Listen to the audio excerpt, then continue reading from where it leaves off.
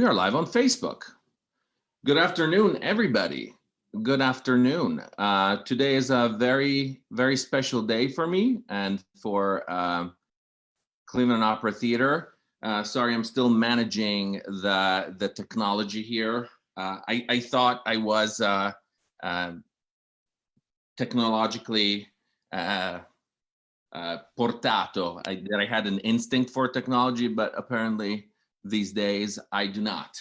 Welcome to Maestro's Corner, a place where we talk with artists, where we hear their stories, and where through them we can understand music just a little bit more. My name is Domenico Boyajan, music director of Cleveland Opera Theater, and it is my pleasure to introduce a musician extraordinaire and friend, Anthony Barrese, who is artistic director of Opera Southwest, music director of Opera Delaware, composer, avid reader, lover of boxing, and multi-decorated go-kart driver. Multi-decorated, okay. You did win your cups and medals, right? Yes, of course. Yes. I guess I am multi-decorated. Yeah. Okay. That's good. That's good. So, well, welcome. Thank you. Thanks for having me. First of all, where are you? Are you safe? How are you handling this? I am in Chicago in my condo with my wife, and so far so good. We're good. Yeah. That's good. That's good. Yeah, Thank God for that. Very good. So tell us a little bit more about your education, where you studied. Sure. Why conducting? I guess leave it for later. Why conducting? That's yeah. I don't know. So I studied. I went to college at a small liberal arts school in Texas called Trinity University, and I studied composition.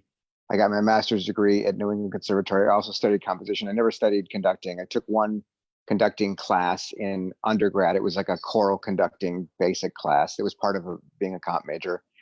But as a composer, you're always expected to conduct your own music, or not expected to, but if you want to get it played, you have to be the advocate for your own music. So I ended up doing a lot of conducting of my own music. So all of my education was in composition, but I always loved opera. I love music history. I love the way music is put together, and part of conducting is recreating that process of putting it together. But that's my educational background, and I still continue to this day to try and educate myself and read and stay up on all things musical. Yeah. In fact, you read all the time. I just want to tell everybody that I started with you as your assistant conductor about 49 years ago. Right, when we were in our mid-30s.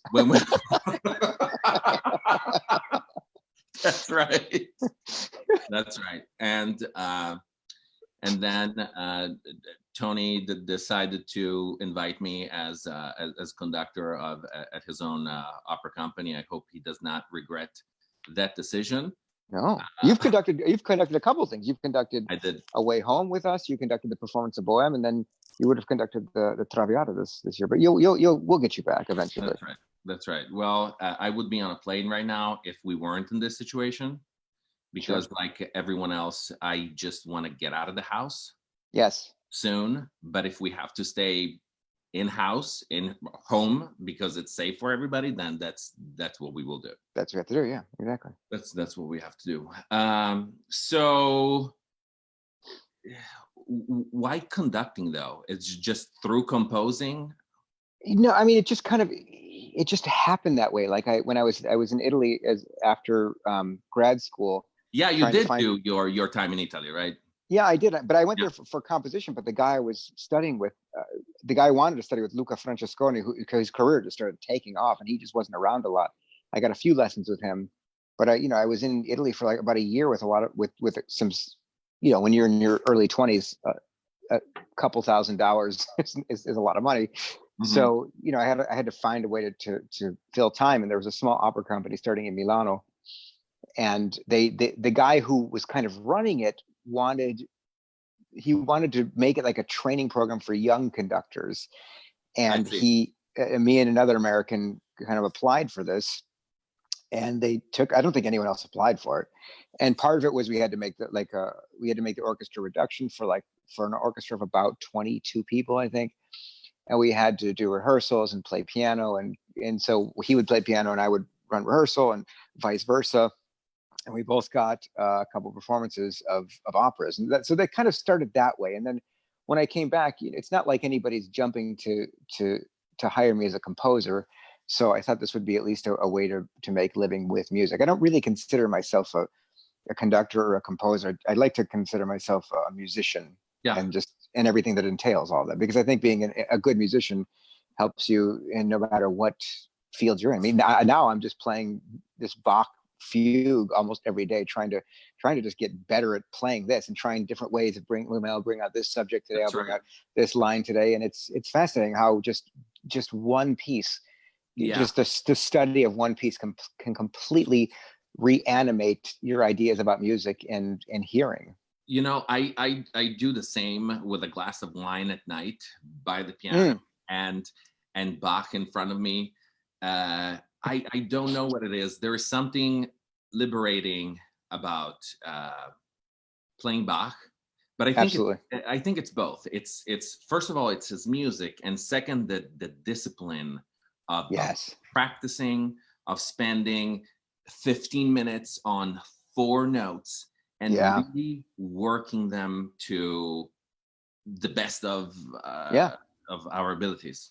And it's an intellectual exercise. It's also like there's this one part in this fugue where I have to hold this A sharp with my pinky, and then I have to That's start right. doing the subject with these other 3 It's fingers. coordination. It's Just like, how the hell? And I think, well, maybe I can flub this a little bit, and then I'll listen to a recording of Glenn Gould, and it's first of all, it's perfect. I hear the fugue subject every single interest. Second of all, it is faster than I could even imagine playing it.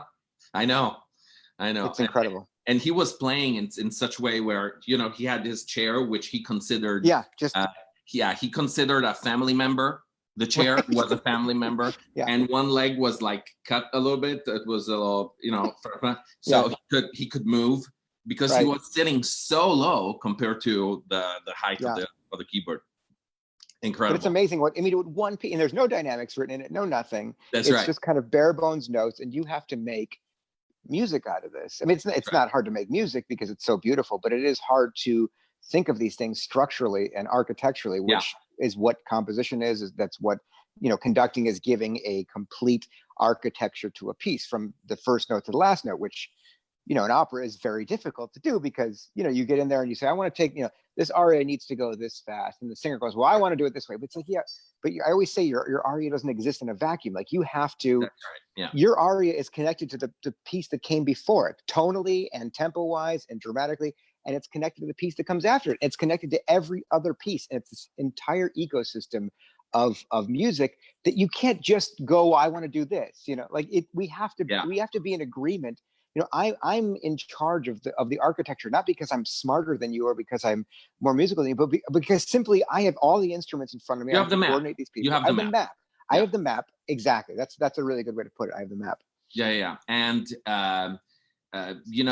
sometimes people talk about tradition. Traditionally it's been done this way. Yeah. I think that there's a very big difference between tradition and bad habits. Laziness. 90% of them, I think it's bad habits. You take this aria, you put it in a concert, you add a piano to it, and obviously, in that form being almost only entertainment, you tend to do whatever you want with it. Right. Yeah, that's so true.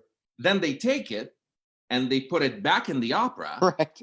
And we can't do that. Because musically just doesn't make any sense whatsoever. Not at all. Yeah, it's completely different that way. In fact, and help me out here, I get this question a lot of times, either by children or by adults or by music lovers or by non-music lovers. And it's very difficult to answer it because you first of all, you have to know who you're talking to, who your audience is, and then you kind of have to summarize everything into 3 sentences. What does a conductor do? How do I explain this to people? What does a conductor do? Tempo, in 3 sentences, okay. impossible. Yeah. Dynamics, okay.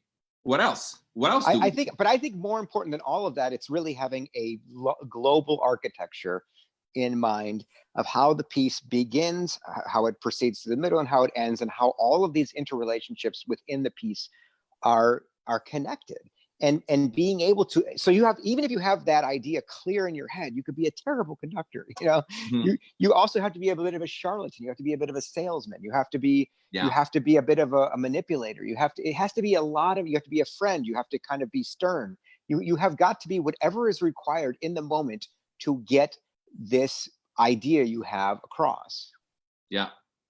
So it's not easy, huh? Is it just waving your arms? I mean, in some ways it is.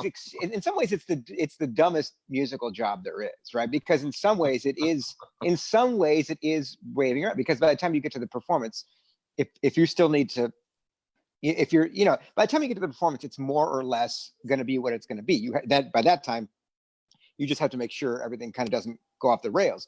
But it's really in the rehearsal. I mean, it's useless for me to watch a conductor in a performance because he or she is just performing for the audience. To see someone in rehearsal is fascinating. That's right. Absolutely. Do you agree with me that by the time we get to the performance, it's not too bad. I mean, first rehearsal, either with singers or with the orchestra, that's let's call it our performance, where we have to get to know the orchestra in about 10 minutes. We get to know how our singers are singing in about 10 minutes. And because we don't have a lot of time, we do have 3-4 weeks, but it's not 3-4 weeks of music. No.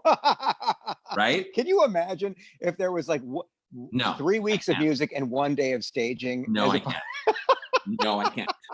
Absolutely, I can't. And it would be amazing. It would be incredible. Listen, Kleiber, I think that Kleiber for Traviata, please don't quote me on that. He had 17 rehearsals, music rehersals. It's insane. Can you imagine the music that you can make? You don't even have to show up at that point. It would just be, just go ahead. By that time, it would be such a well-oiled machine that it would go beautifully. This is exactly what my dreams look like at night, either having 17 hours or somebody telling me, you have to conduct Idomeneo in 5 minutes. I said, I do? Yes, you do. So where? You're at the Met. Really? I'm not ready. I can't do it right now. Yeah. Where's my baton? Right. I don't even know the piece.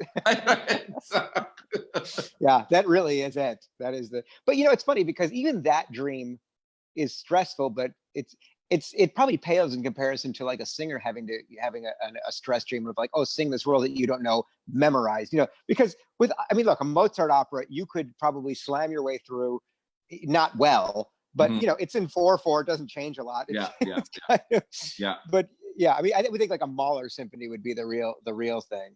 Yeah, Mahler is not that Mozart is easy to fake, but no, Mahler it's not is almost impossible to fake. Yeah. Absolutely. Especially because with I find Mozart and Rossini are very similar with opera orchestras. Opera orchestras don't really want to play them a lot. But some do, but for the most part, opera orchestras seem to really bring it when it's a late romantic piece, when it's something that feels like Brahms, or he didn't write any operas, but when it feels like Strauss or it feels like Wagner, where they can really sink their teeth into it. With Mozart and Rossini and Donizetti, there's this kind of, with some orchestras, a feeling of laid backness. But with when you get to Mahler with orchestras, every orchestra loves playing Mahler, so they know when a conductor is an idiot. Yeah, it's a little harder to tell when a conductor is an idiot. In 5 minutes. 5 minutes, the downbeat. That's right. Although I do believe you can tell whether a conductor is an idiot by their downbeat of Bohème, Act 1. That was my first thing I ever conducted, and I thought, and then I just went like this, and then that beginning is nobody so did difficult. anything, and I was like, "Come on, just play," And I didn't realize it is simultaneously the simplest thing in the world and the most difficult thing in the world. That beginning is so difficult. It's unbelievable. Speaking of which, your favorite act in Bohème if you had to pick one? If you had to pick one, what's your favorite? Is it really three? Yeah, three. Like Got the quartet. musically, Yeah, story-wise? It's well, definitely musically, because I think the quartet is the best thing in the opera. Oh, it's incredible. And then story-wise, I also think it's the most realistic. It's the most, look, I've never had like a girlfriend die of tuberculosis, but I have had a bad romantic situation where you go, okay, we'll stay together for a little bit longer and then we'll leave like in the spring, you know, and or with Marcello and Musetta having a very fiery on and off, all like those in the things. background and the foreground, there's other things going on. Yeah. Right. So I think we can all relate to that kind of pain and that sort of, you know, that bittersweet love. I think I think Act 3 of Bohème is perfect. Yeah. I have to say that for me is the fourth, not because my girlfriend died of tuberculosis, but to bring it all together. Sure. First part of the act. I find the fourth to be the most difficult. No, conducting wise, I think so. Yes. Yeah. Conducting wise, definitely. I mean, it's not just the tempo changes, but to catch the mood, absolutely, the timing of the death, technically the beginning to keep everybody together, because there's a lot of tempo changes in that in that dance like. Absolutely, yes. Oh, that beginning is brutal. It's just brutal because you know, in coupé libre, and it says sempre in tempo, and then, you know, good luck getting those guys to do it sempre in tempo, and then. Yeah, there's so many problems with the opening of Act 4 Bohème. I mean, they're doing all kinds of stuff. They are dancing, they are sword fighting, they are jumping, they're acting, and they are trying to sing at the same time. And, it's tough. Have an orchestra of 60. They can't just move by themselves. They have one leader, and somehow you have to translate what's happening on stage, what your musical instinct is, and make it happen. Live, and as obviously as you know, all kinds of stuff happens. Yes, I have had singers fall on stage. Unfortunately, choruses don't come in. Oboes that fall asleep. I mean, that's right. I have all kinds of stories, as you probably. Sleeping oboe is my favorite. Yeah. Oh my God. Oh, no naming names, please. Right, no of course. I don't even remember the name. I don't remember what it was. Very good. Yeah, I love that story. That's probably even better. What is the most challenging opera to conduct, or the most challenging composer to conduct, you think? I have to. Well, right now I'm studying Pélias and Mélisande, and that is by far the tough. I don't know if it's going to be the most, because I'm doing it next year, but I don't know if it's going to be the most difficult opera to conduct, but it's certainly the most difficult opera I've ever had to study. There is very little to hang on to measure. Like musically, you mean, or structurally? I mean music. I mean both. Really musically. I mean, just the harmonies. You know, the harmonies kind of make sense in and of themselves within a measure, but connecting them from measure to measure, it's very hard. The vocal lines are so recitativo, like there are very few moments of just, you know, big expansive singing like we have in most opera. It's all very parlante, and it rewards repeated listening. But I could not fake nobody could fake their way through this opera. I think it would be impossible. But as far as technical goes, I find aspects of Tosca to be very technically difficult. Yeah, absolutely. Which act? I mean, I would say Act 1, but I don't know. Act 1 I think is more technically difficult, but Act 2 is more musically difficult. Yeah.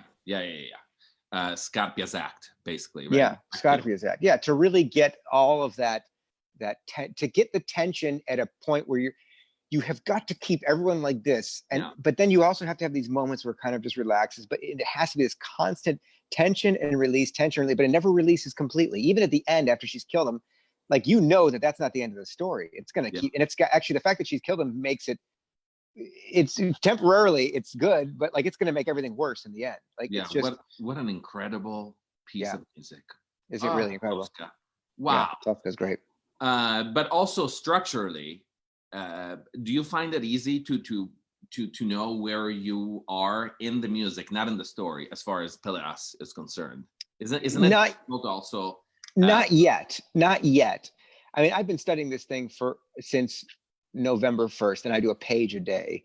And really, Yeah. Mm. And I do, and my wife can attest to that. I'm just playing the same like little 5 chords over and over.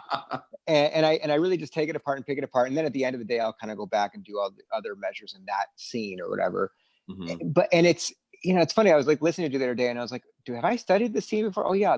Because I'm on act 4 now. It's like, oh yeah, this is an act 2. I don't remember this at all. But then I have to remember that when you study an opera, that's kind of how it is. And then when you go back and you review that, it kind of comes back to you. And then when you get to the first rehearsal, you think, I don't know anything. They're going to think I'm a complete fraud. And then you get to the first rehearsal and you realize you know the score better than anybody in the room. Yeah. And then by the second day, everything starts to gel and come together. But it's just impossible you want to arrive at that first rehearsal with this Toscanini-like knowledge of every single measure, how everything connects, and being able to, okay, measure 33 and this page is this. But it's just not like that. It takes you can study and study and study and study, but until you get in that room and you start having to deal with the way singers are breathing in this phrase or the way an oboe is asleep or not, like you have to start putting these things together. And then that's when it starts really connecting in your head. It's amazing. Like the difference between, like I can study for a year and a half and it will get to like, it'll go from like nothing to here. And then in the first week of rehearsal, it'll just skyrocket. Because it's the experience of actually Absolutely getting down and dirty and doing it, just experiencing it. Yeah, I did. I did a Bohème last year, and I've done Bohème a number of times, and I was studying it, and I'm thinking, God, I forgot about this measure. I'm thinking, do I even know this piece? And then I get in there the first day, and it's like, oh yeah, it's all right there. Yeah, it's all right there. That's right. Speaking about knowing things well, I've had the fortune of getting to know Anton Coppola. Oh yeah. During my years conducting at Manhattan School of Music. And he was in the audience, and because I conducted one of his pieces. Which one? So, Sacco and Vanzetti. That is, I really want to get to know that piece simply because I'm fascinated by the story. It's really interesting, and I really had a great time doing it with singers, with the small orchestra that we had, and getting to know him. Yeah. At that point, he was probably, I don't know, 98 years old. A young man at that point for him. And it wasn't. And after a performance, I talked to him and I say, it's such an honor to meet you. And we are talking. We're walking toward the exit. I told him, is it okay if we just meet someday? And he wanted to know why. I said, I kind of would like stories from you. I just want to talk to you. That's all.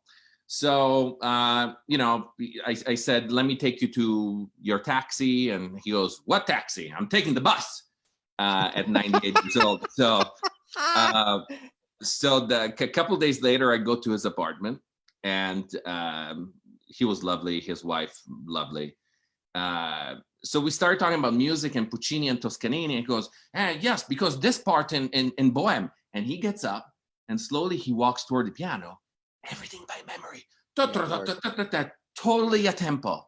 No, there's absolutely no differences in dynamics, or just nothing. And then he goes back, because in Butterfly, and then he gets up again. He goes, and then everything by memory. It's wow. What an But I think part of that, yes, it's wonderful musical memory, but I think the experience you had is a lot of people have that. I think as conductors are just so lonely. I was in New York working at It is a lonely job. Yeah, in 2006, and I was going to the Met and listening to stuff, and Eduardo Müller was there, and I didn't know Eduardo Müller, but he was a conductor conducting the Met, and he didn't know who I was. And I wrote like a little letter, and I just gave it to the guy at the security, and it said like, "Hey, I'm a conductor. I'm in New York. I just love to talk to you about music." The guy emailed me the next day. We had lunch.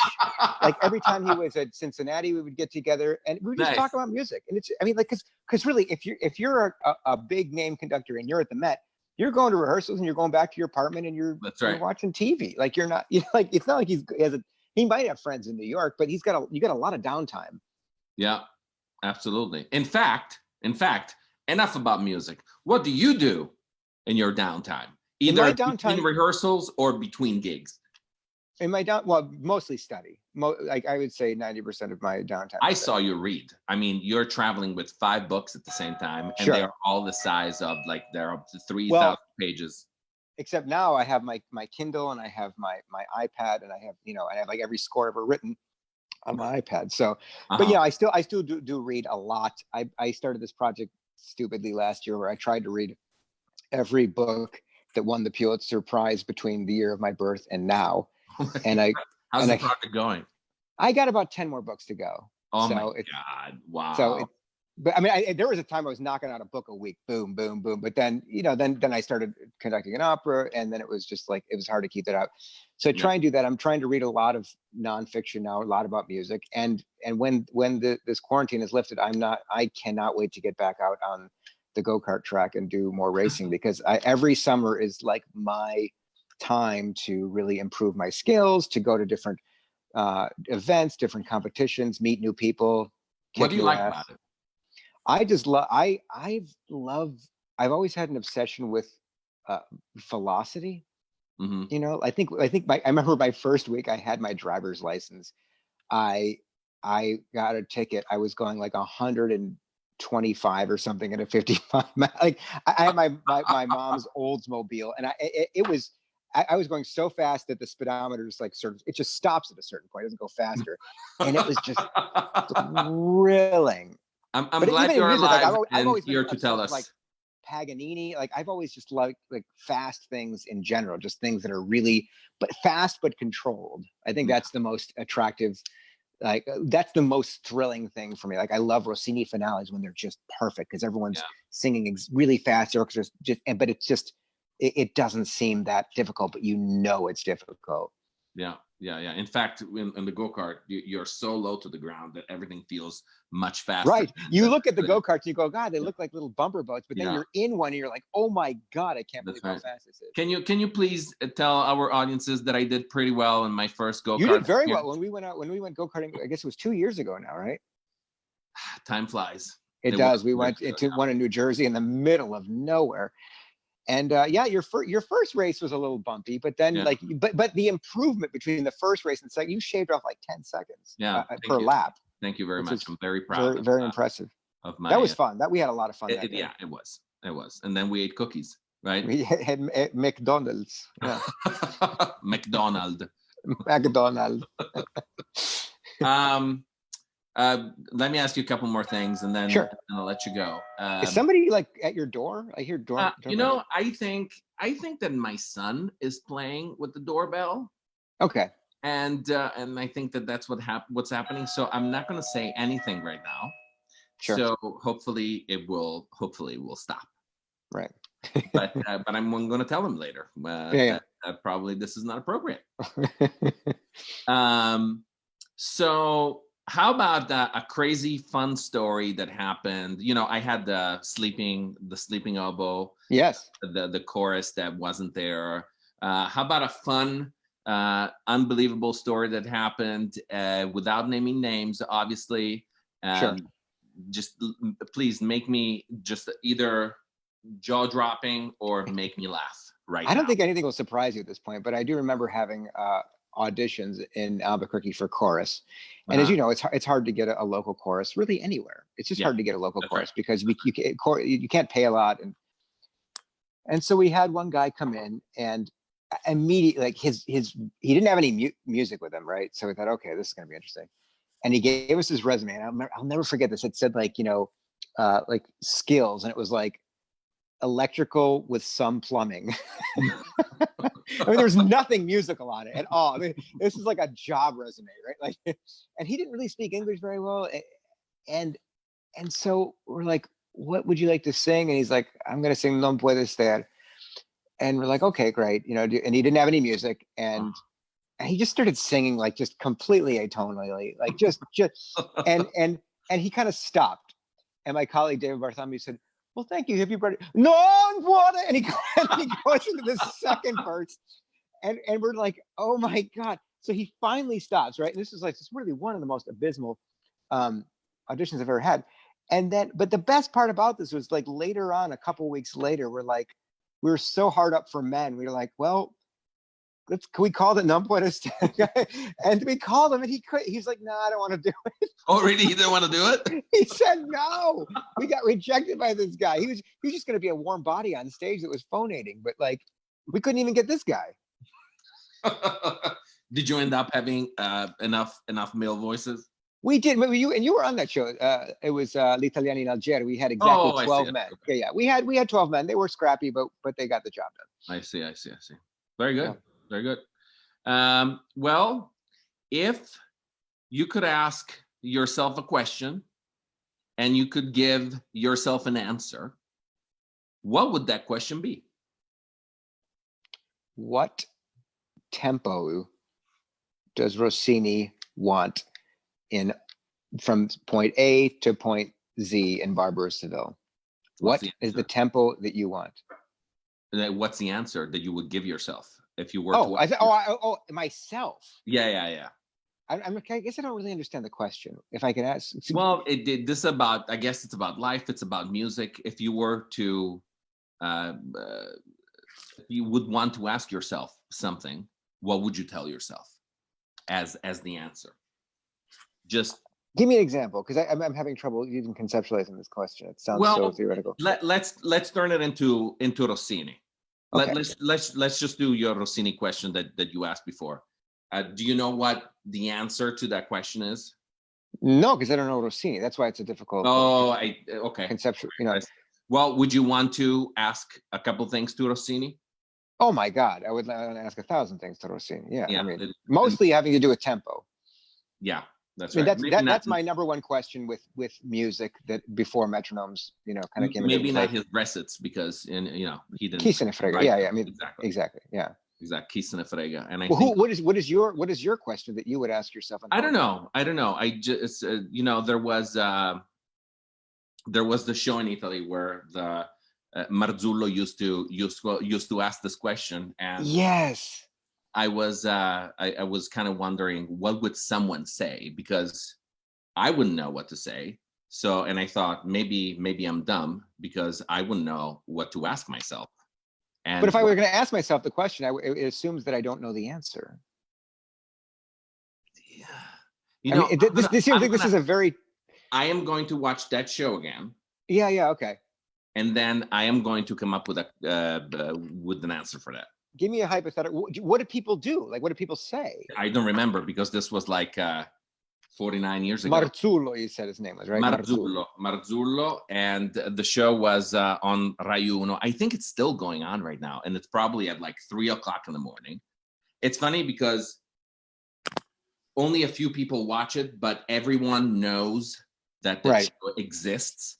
Sure. And he's very popular with this show that very few people watch. Mm-hmm. But Italy is a very special country. It really is. So many ways. And you being Italian, you probably know. Sure. You have Verdi, and then you have these game shows with girls in bikinis underneath glass tables with men sitting on. Like, you just think these like how did the country that produced Dante produce Berlusconi? Like, how is this even possible? And on that note.